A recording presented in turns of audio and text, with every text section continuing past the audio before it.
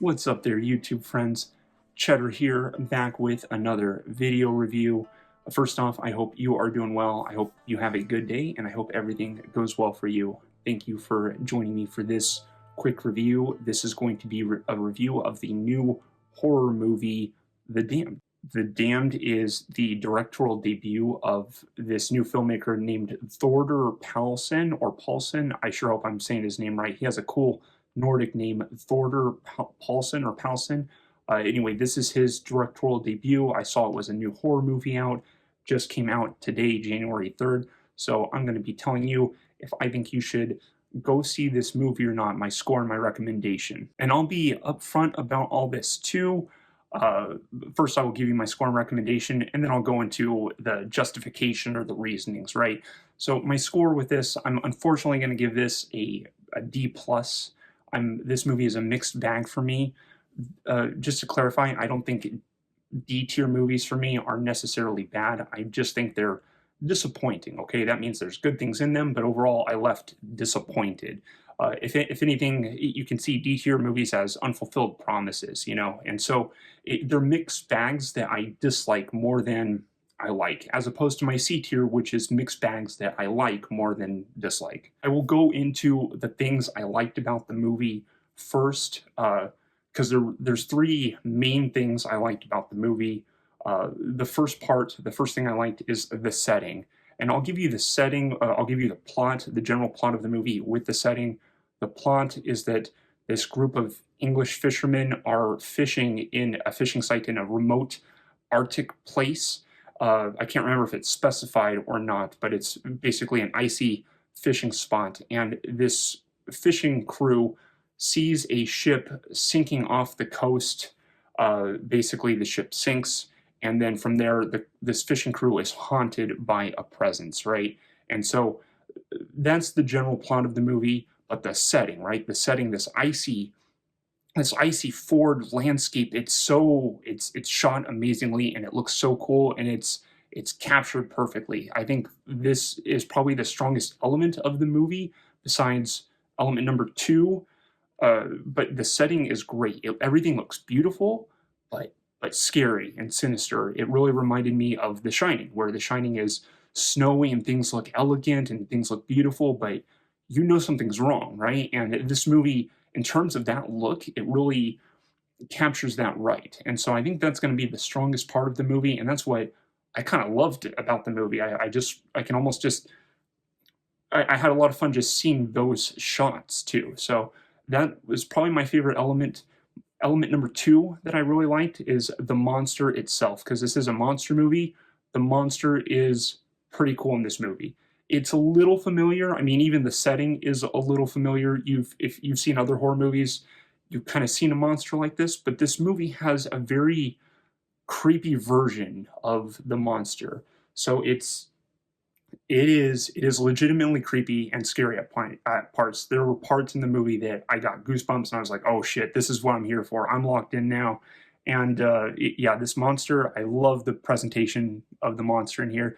I mean, there's some parts where it got a little just cheap jump scary for sure, but what I'm talking about is the monster itself, okay? I love and some of the shots of how they portray the monster, which is going to bring me to positive number three, which is it's a certain type of shot that I guess you get in movies.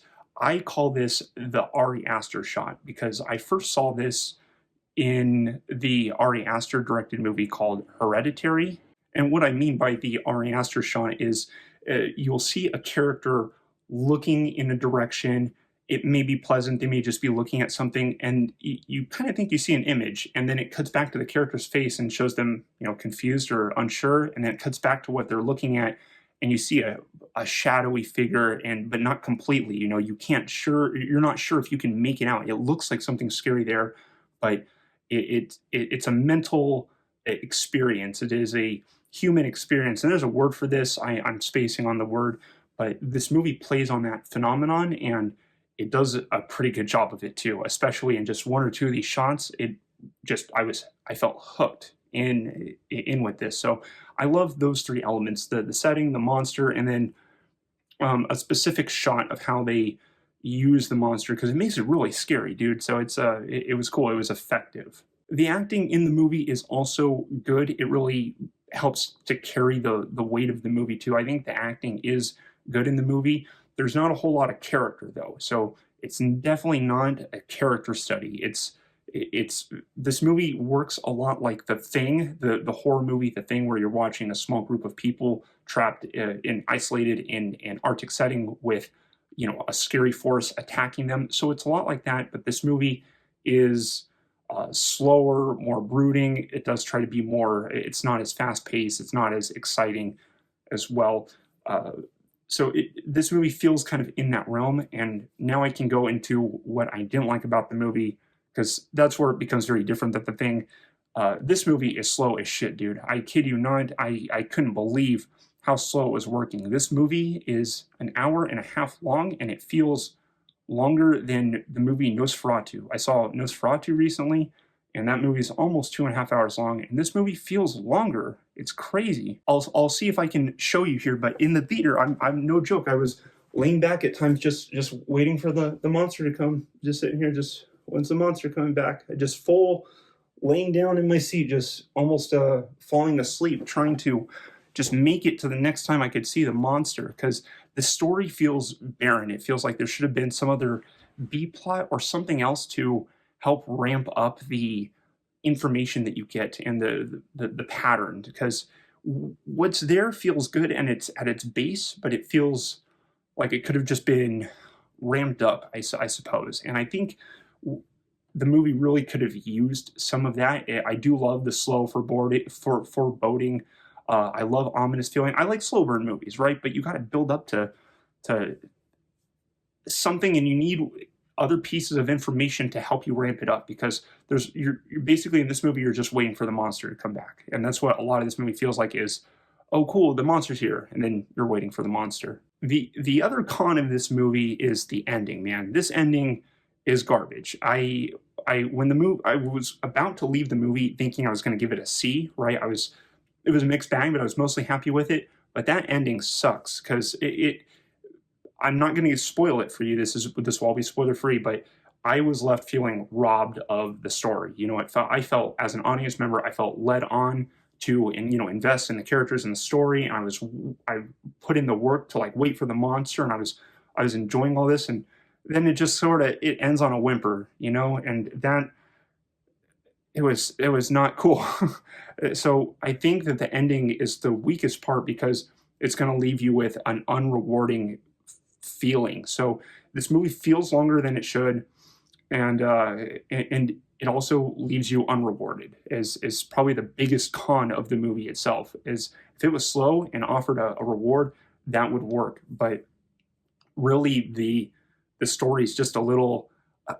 I have to use the word unsatisfying, right? When I leave, I want to feel satisfied, and I can feel satisfied with a scary movie, like, holy shit, that scared me. That was crazy. I can't believe what I just saw. But I was left with the feeling of, oh, okay, that's it. That's kind of, what a waste. And you don't really want to leave the movie with that feeling. So it's hard for me to recommend this movie. But basically, the story is the weakest point, right? The presentation, the look is all really good and really well done.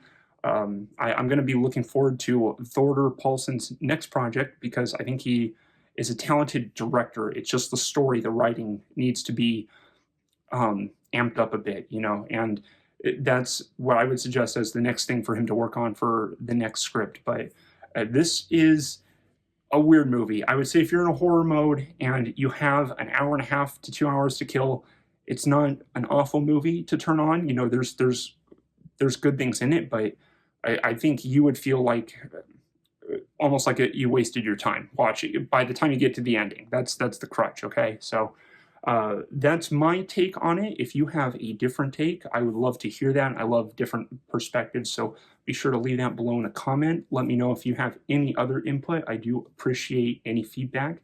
And if you enjoyed my video, please like and subscribe to my channel. That helps me out a lot.